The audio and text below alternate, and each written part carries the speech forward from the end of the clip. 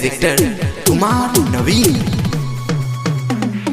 लागो आई छौड़ी ऑर्केस्ट्रा के माल हियो रे, लागो आई छौड़ी ऑर्केस्ट्रा के माल हियो रे। कमर हिलावेली देह चमकावेली, कमर हिलावेली देह चमकावेली, नाही लजातिया रे रे रे रे। लागो आई छौड़ी ऑर्केस्ट्रा के माल हियो रे, लागो आई छौड़ी ऑर्केस्ट्रा के माल हियो रे।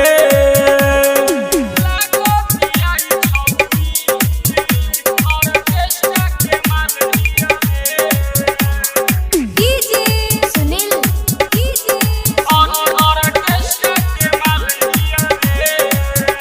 अरे चले जब रहिया में एकर ऊपर नीचे डोलतिया, डीजे के आगे छौड़ी देख कमर हिलावतिया। अरे चले जब रहिया में एकर ऊपर नीचे डोलतिया, डीजे के आगे छौड़ी देख कमर हिलावतिया। उमर को मशीन बा देखे में हसीन बा, उमर को मशीन बा देखे में हसीन बा, नाची के देखावतिया रे रे रे रे।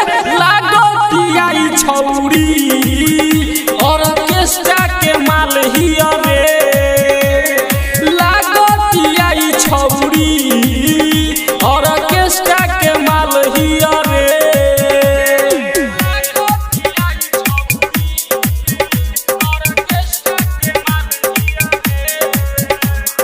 डीजे सुनील